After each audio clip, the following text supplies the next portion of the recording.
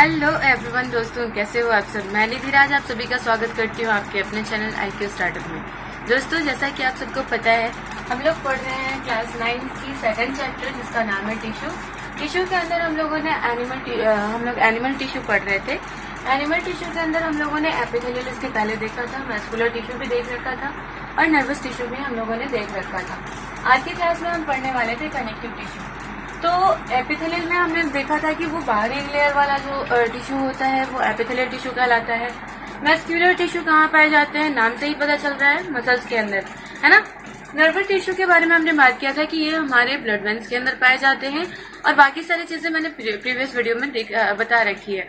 अगर आपने हमारी वो वीडियो नहीं देखी है तो आप प्लीज वहां पे जाके आप वीडियो देख लीजिएगा ताकि आप लोगों को ये पूरा टिश्यू का चैप्टर जो है काफी अच्छे से समझ में आ जाए। तो चलते हैं आज की वीडियो की ओर जिसमें हम पढ़ेंगे कनेक्टिव टिश्यू को। वीडियो शुरू करने से पहले मेरी आप सभी से रिक्वेस्ट है कि यदि आप हमारे चैनल पर नए हैं तो चैनल को सब्सक्राइब कर लें तथा साथ ही साथ बेल आइकन को दबा लें ताकि आपको हमारी हर वीडियो की नोटिफिकेशन लगातार मिलती रहे। साथ ही आप हमें फेसबुक पेज, इंस्टाग्राम और टेलीग्राम चैनल पे भी फॉलो कर सकते हैं। और हाँ, यदि आपको किसी भी तरह की कोई प्रॉब्लम आती है हमारे पढ़ाने के दौरान या फिर किसी भी तरह की बुक स्टडी के दौरान या फिर किसी भी तरह की कोई प्रॉब्लम आती है तो आप हमें कमेंट बॉक्स या फिर इंस्टाग्राम पे पूछ सकते हैं। तो चलिए शुरू करते हैं आज की वीडियो। तो दोस्तों, जैसा कि मैंने बताया आपको कि हम लोग पढ़ रहे थे कनेक्टिव टिश्यू। कनेक्टिव टिश्यू के अंदर हम लोगों ने अब देखिए कनेक्टिव टिश्यू का मतलब क्या होता है। अगर ये समझने की कोशिश करें तो कनेक्ट का मतलब क्या होता है ये पहले बताइए। कनेक्ट का मतलब क्या होता है कि एक दूसरे को कनेक्ट करना। अक्सर आप लोग बोलते भी हैं, सुनते भी हैं कि एक दूसरे को कनेक्ट कर रहे हैं, तार जोड़ते समय बोलते हैं ना, एक दूसरे को कनेक्ट कर रहे हैं। तो इनका काम क्या होता है, जोड़ने का काम होता है, यानी कि कनेक्ट करने का काम होता है। इसके जो सेल्स होते हैं, किसके, जो कनेक्टिव टिश्यू के सेल्स होते हैं, ये क्या करते हैं, इसके बारे में अगर बात की जाए तो ये लूजली स्पेस्ड होते हैं, यानी कि इनके सेल के बीच की जो दूरी होती है वो थोड़ी सी बीच में गैपिंग पाई जाती है। लूजली यानी एक दूसरे के बीच में थोड़ी सी गैपिंग पाई जाएगी, ठीक है। तो ये गैपिंग पाई जाती है। दूसरी बात क्या बोला गया कि एम्बेडेड इन इंटरसेलुलर मैट्रिक्स, यानी कि ये सारे जितने भी इसके पार्टिकल्स होते हैं, इसके सेल्स अलग अलग जो होते हैं, ये सारे सेल्स जो होते हैं एक मैट्रिक्स के अंदर जुड़े हुए होते हैं, एक मैट्रिक्स के अंदर घुले हुए होते हैं। मैट्रिक्स क्या होता है, मैट्रिक्स का मतलब होता है प्लाज्मा लाइक, कुछ भी, वो जेली लाइक भी हो सकता है, फ्लूइड भी हो सकता है, डेंस भी हो सकता है, रिजिड भी हो सकता है। ये चारों किसी भी तरह के मैट्रिक्स हो सकते हैं। मैट्रिक्स का मतलब होता है फ्लूइड लाइक स्ट्रक्चर, या फिर मैट्रिक्स का मतलब ऐसा एक ग्रुप जिसके अंदर की बहुत सारे सेल्स खुले हुए हों, मिले हुए हों, एक दूसरे से जुड़े हुए हों। जैसे अब ब्लड के अंदर बात करें तो ब्लड के अंदर RBC भी है, ब्लड WBC भी है, ये सारी चीजें जुड़ी हुई होती हैं। तो इसके अंदर ये किस तरह का जो मैट्रिक्स होगा, ये किस तरह का होगा, फ्लूइड होगा। तो ये सारी चीजें भी हम देखेंगे, लेकिन पहले हम इसके सेल्स के बारे में समझ लें कि कनेक्टिव टिश्यू के जो सेल्स होते हैं वो लूजली स्पेस्ड होते हैं, यानी कि एक दूसरे से इनके बीच में जो इंटरसेलुलर स्पेस है वो ज्यादा पाया जाएगा, इनके बीच में इंटरसेलुलर स्पेस पाया जाएगा, है ना। दूसरी बात कि ये सारे के सारे घुले मिले होंगे, एक दूसरे के साथ जुड़े हुए होंगे और किसके अंदर होंगे, मैट्रिक्स के अंदर होंगे, ठीक है। ये मैट्रिक्स किसी भी तरह के हो सकते हैं, जेली लाइक भी हो सकते हैं, फ्लूइड भी हो सकते हैं, डेंस भी हो सकते हैं, रिजिड भी हो सकता है। यानी जेली लाइक यानी कि आप जेली लाइक स्ट्रक्चर में होगा, फ्लूइड भी हो सकता है यानी कि तरल भी हो सकता है, बिल्कुल एकदम ऐसा कि रखने पे बह जाए, बहने की प्रवृत्ति भी हो सकती है इसके अंदर। या फिर ये डेंस यानी कि गाढ़ा भी हो सकता है, या फिर ये रिजिड यानी कि इतने मजबूत भी हो सकता है कि ये तोड़ने पे भी ना टूटे। तो इस तरह की चीजें इनके अंदर देखी जा सकती है, इनके सेल्स के अंदर देखी जा सकती है, ठीक है। अब कनेक्टिव टिश्यू देखिए कई तरह के होते हैं, मैंने बताया कहीं जेली लाइक भी होगा, कहीं फ्लूइड लाइक भी होगा, कहीं डेंस भी हो सकता है और कहीं रिजिड भी हो सकता है। तो इसमें क्या होगा कि इसमें सारे तरह के, ये सारे जो टेंडॉन्स है, ब्लड है, बोन्स है, लिगामेंट्स है, कार्टिलेज, आरियोलर टिश्यू, एडिपोज टिश्यू, ये सारे कनेक्टिव टिश्यू के एग्जाम्पल्स है। क्या है, एग्जाम्पल्स। अब देखिए एग्जाम्पल्स में क्या है, कैसे हैं। कनेक्टिव टिश्यू को, कनेक्टिव का मतलब क्या होता है, एक दूसरे को कनेक्ट करना, जोड़ना। तो देखिए टेंडॉन्स की बात करें तो ये क्या कनेक्ट करता है भाई, तो ये कनेक्ट करता है मसल टू बोन, यानी कि मसल को कनेक्ट करने का काम करेगा किसके साथ, बोन के साथ। मसल्स और बोन्स, आप जब चिकन वगैरह खाते होगे तो उसमें आपने देखा होगा कि मसल्स जो होते हैं, हमारे मस्कुलर टिश्यू जो होते हैं, ये जुड़े हुए होते हैं बोन्स से। तो ये बोन्स से जोड़ने का काम कौन कर रहा है? ये कर रहा है टेंडॉन्स, ठीक है। तो ये कनेक्टिव टिश्यू का काम कर रहा है ना। टेंडॉन्स जो है ये क्या काम कर रहा है? कनेक्ट करने का काम कर रहा है, कनेक्टिव टिश्यू का काम कर रहा है। तो याद रखिएगा कि टेंडॉन्स किसको कनेक्ट करते हैं? मसल्स और बोन्स को कनेक्ट करते हैं। साथ ही ये फाइब्रस टिश्यू होते हैं, ठीक है। टेंडॉन्स जो होते हैं वो किस तरह के टिश्यू होते हैं? ये फाइब्रस टिश्यू होते हैं, यानी कि इसके अंदर रेशा पाया जाएगा। फाइब्रस का मतलब पता है आप लोग को कि फाइबर्स का मतलब क्या होता है कि फाइबर्स हम लोग खाते भी हैं, तो रेशेदार फलों को हम फाइबर बोलते हैं। तो फाइब्रस टिश्यू कहने का मतलब है कि इसके अंदर रेशा पाया जाएगा, ठीक है। वो भी कहा गया with great strength but limited flexibility. उनके अंदर फ्लेक्सिबिलिटी, इनके अंदर जो फाइब्रस टिश्यूज होंगे, फाइबर्स पाए जाएंगे, वो लिमिटेड फ्लेक्सिबिलिटी के साथ काफी स्ट्रांग, यानी कि काफी ज्यादा स्ट्रेंथ के साथ ये बंधे होते हैं, कनेक्ट करने का काम करते हैं मसल को बोन से, ठीक है। तो ये सारी चीजें आई थिंक आपको टेंडॉन्स के बारे में समझ में आ गई होंगी। अब हम चलते हैं ब्लड के बारे में। तो ब्लड तो आप बचपन से पढ़ रहे हो, यानी कि क्लास 8 के अंदर भी इसके बारे में पढ़ना है, 6 के अंदर भी पढ़ना है। तो ब्लड क्या है? एक फ्लूइड लाइक स्ट्रक्चर है।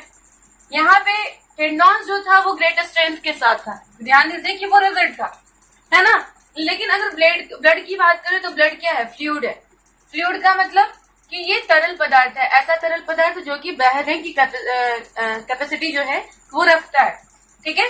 तो और ये इस फ्लूइड के अंदर क्या क्या पाया जा रहा है? तो इसके अंदर प्लाज्मा है, आरबीसी है, डब्ल्यूबीसी और प्लेटलेट्स पाए जाते हैं ब्लड के अंदर। ये आपने पहले भी पढ़ा होगा।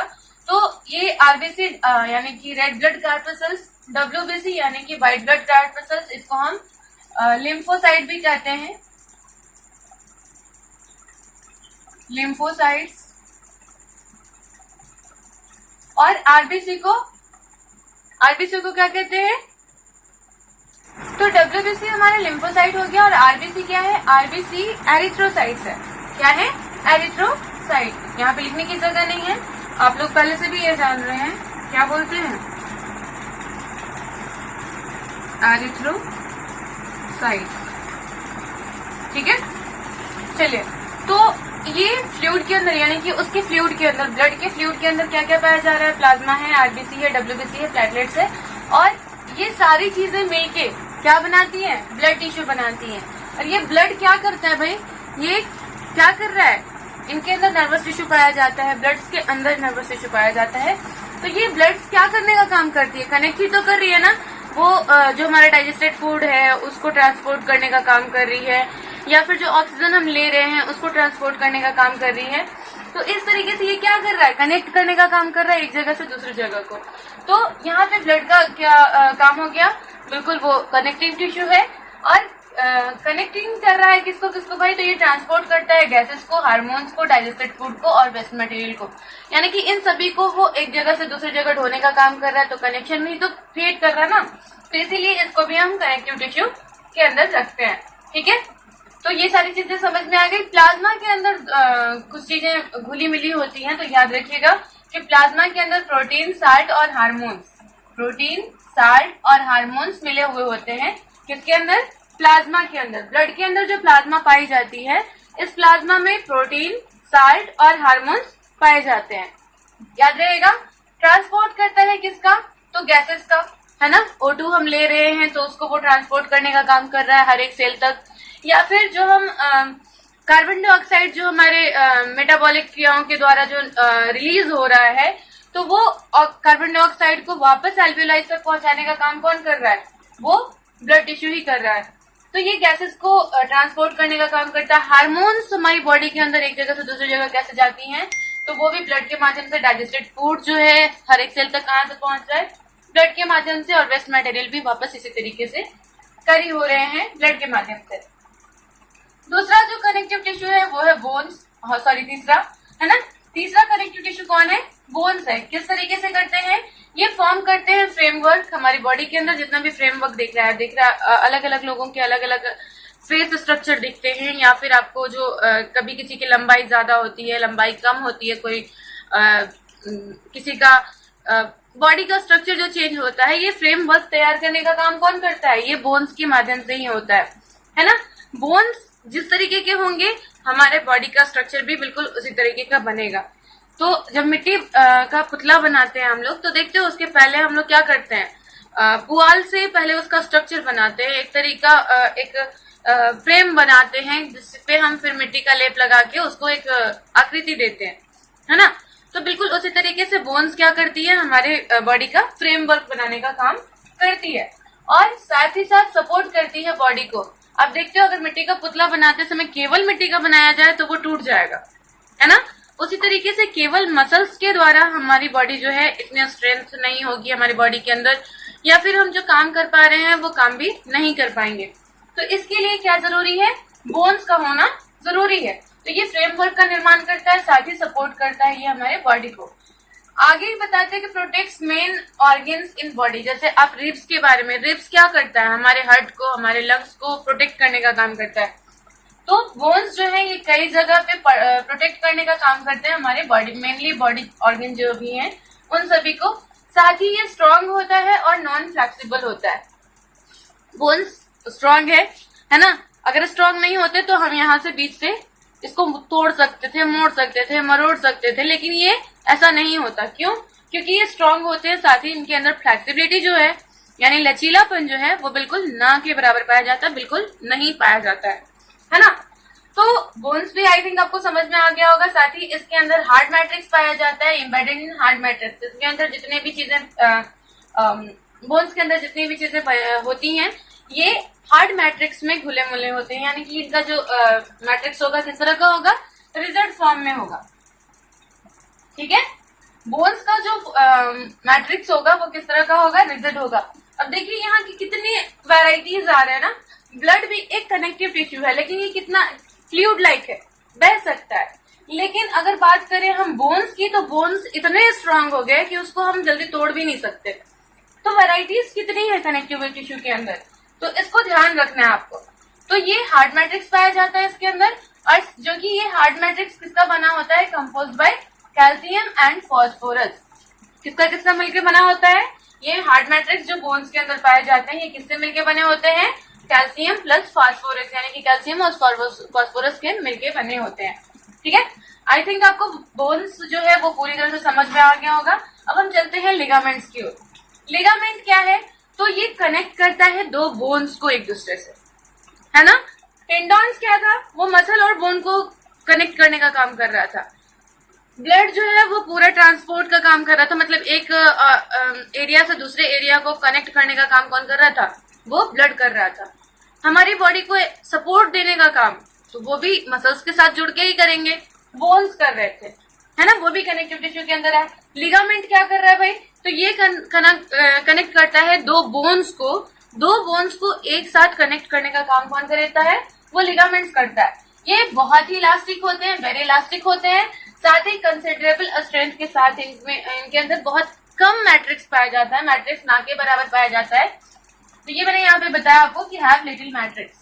ठीक है, नोट्स आप लोग बनाते जाइएगा जिस तरीके से मैंने समझाने की कोशिश की है। अगर आपने इस तरीके से नोट्स बनाया तो मैं गारंटी देती हूँ आपको कि आपको ये चीजें बहुत अच्छे से समझ में आ जाएंगी। तो ये कनेक्टिव टिश्यू लिगामेंट्स का काम था। ये क्या करता है, लिगामेंट के बारे में ध्यान रखिएगा कि ये कनेक्ट करता है हमेशा दो बोन्स को कनेक्ट करने का काम करता है। ये काफी इलास्टिक होता है। इलास्टिक का मतलब इसको खींच के हम खींच सकते हैं आराम से, है ना। इलास्टिसिटी इसके अंदर पाई जाती है, साथ ही ये भी स्ट्रेंथ इसके अंदर भी मजबूती होती है, और लिटिल मैट्रिक्स यानी कि मैट्रिक्स ना के बराबर पाया जाता है।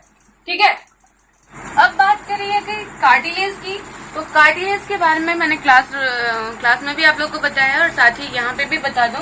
कार्टिलेज कहते हैं किसको, कार्टिलेज बहुत ही स्मूथ बोन्स होते हैं। स्मूथ बोन्स इसको इसलिए कहा गया, स्मूथ बोन्स इनको इसलिए कहा जाता है क्योंकि ये बॉडी को फ्रेमवर्क देने का तो काम करते हैं।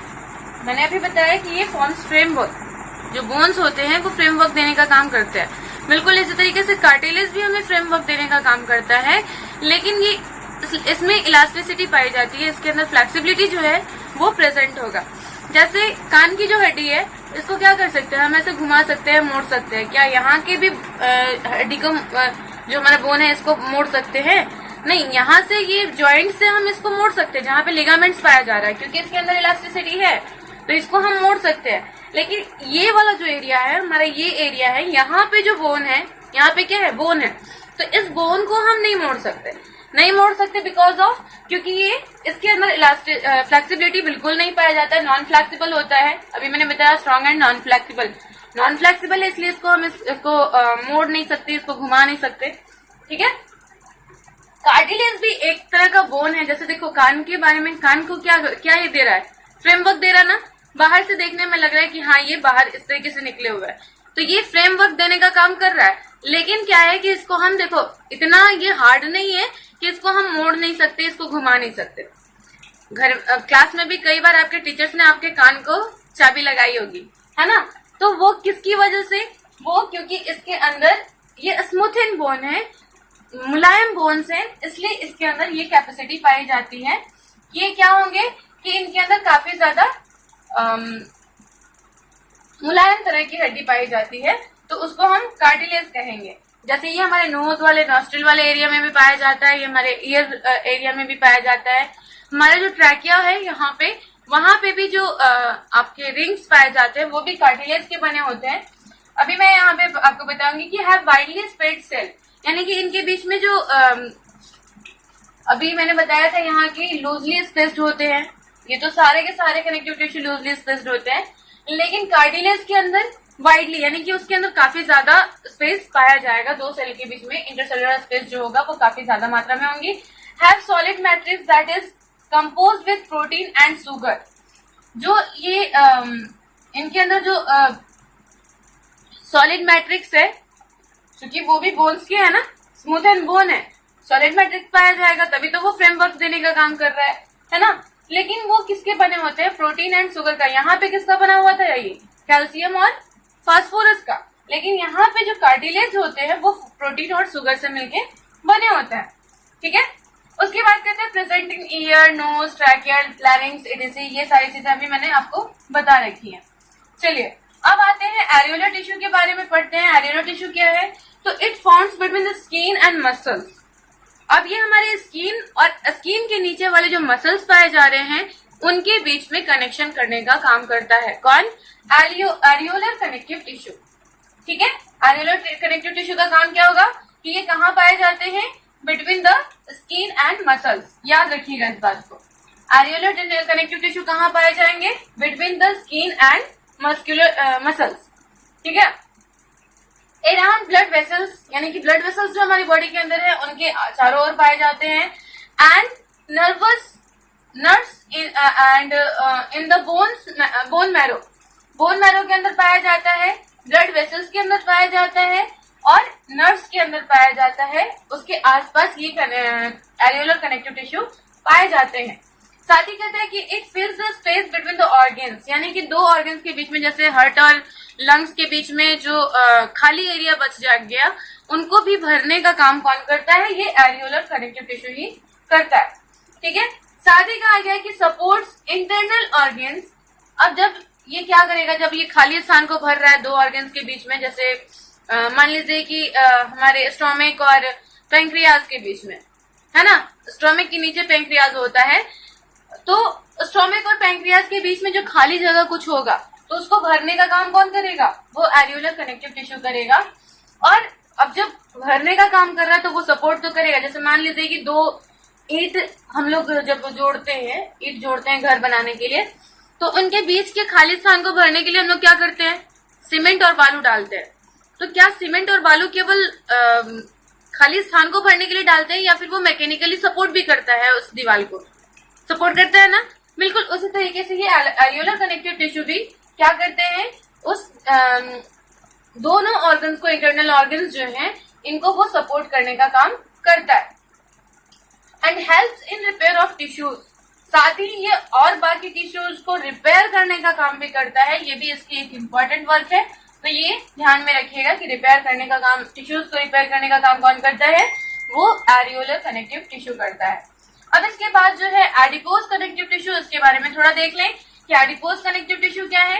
एडिपोज कनेक्टिव टिश्यू के जो सेल्स होते हैं वो फैट ग्लोब्यूल से भरे हुए होते हैं। ये ध्यान में रखिएगा कि एडिपोज आपको नाम से ही लग रहा होगा कि इसके अंदर जो लिपिड है या फिर फैट्स है वो भरा होगा। तो एडिपोज कनेक्टिव टिश्यू के जो सेल्स होते हैं वो भरे होते हैं किससे? फैट ग्लोब्यूल से। इसके बारे में क्या कहा गया? फैट स्टोरिंग टिश्यू है। एडिपोज कनेक्टिव टिश्यू कहाँ पाए जाते हैं? ये फैट स्टोरिंग टिश्यू है। अब आप बताओ उनको कि फैट कहाँ कहाँ जमा होता है। आप देखते हो मसल्स के बीच में, स्किन के नीचे, है ना। कई बार हमारे बाजू मोटे हो जाते हैं, कई बार हमारा बेली एरिया जो है, बेली एरिया में फैट स्टोर होता है। तो कहाँ कहाँ होता है ये आप लोग को ध्यान रखना है। और उन सभी जगह पे जहां पे भी ये फैट स्टोर हो रहे हैं वहां पे कौन से कनेक्टिव टिश्यू पाए जाएंगे? Adipose connective tissue. ठीक है। फैट स्टोरिंग टिश्यूज है कौन? Adipose connective tissue. Found between the skin and between internal organs, skin and muscles. Sorry, यहाँ पे मैं छूट गया है, स्किन एंड मसल्स। ये भी स्किन और मसल्स यानी कि ये स्किन और मसल के बीच में पाया जाएगा। स्किन और मसल के साथ साथ ये इंटरनल ऑर्गन्स के पास भी पाया जाता है। जैसे आपका बेली एरिया, वहां पे क्या पाया जा रहा है? वो हमारा लार्ज इंटेस्टाइन और स्मॉल इंटेस्टाइन का जगह है, लेकिन वहां पे भी ये एडिपोज कनेक्टिव टिश्यू जो है वो फैट कलेक्ट करने का काम भी करते हैं। और साथ ही साथ ये एडिपोज कनेक्टिव टिश्यू वर्क करता है एक इंसुलेटर की तरह। ठीक है। तो ये सारी चीजें आपको मैंने समझा दी आज की क्लास में कि कनेक्टिव टिश्यू क्या है, किस तरह के कनेक्टिव टिश्यू हमारे बॉडी के अंदर पाए जाते हैं। वो सारे कनेक्टिव टिश्यू को मैंने यहाँ पे डिस्कस किया है। सबसे पहला था टेंडॉन्स, उसके बाद blood, bones, ligament, cartilage, areolar connective tissue and finally adipose connective tissue. तो आई होप कि आपको ये सारी चीजें जो भी मैंने समझाई हैं वो आपको बहुत अच्छे से समझ में आई होंगी। अगर हमारी वीडियो आपको पसंद आई है, हमारे समझाने का तरीका समझ में आया है, या फिर हमारे नोट्स, अगर आपको नोट्स भी अवेलेबल चाहिए तो हम वो भी आपको अवेलेबल करवा देंगे। तो अगर आपको हमारी ये सारी चीजें समझ में आ रही हैं तो वीडियो को लाइक जरूर कीजिए और साथ ही अपने दोस्तों के साथ शेयर कीजिए ताकि उनको भी ये सारी नॉलेजेबल बातें पता चल सके। और मैं फिर से आप लोगों को कहूंगी कि अगर पढ़ाने के दौरान आपको कहीं भी किसी भी तरह की कोई प्रॉब्लम होती है या किसी भी तरह का कोई सवाल आपके मन में आता है तो प्लीज हमें कमेंट बॉक्स में कमेंट जरूर करें। और आपको ये वीडियो कैसा लग रहा है वो भी कमेंट बॉक्स में जरूर बताएं। तो मिलते हैं नेक्स्ट वीडियो में नए चैप्टर के साथ। तो तब तक के लिए बाय बाय, टेक केयर।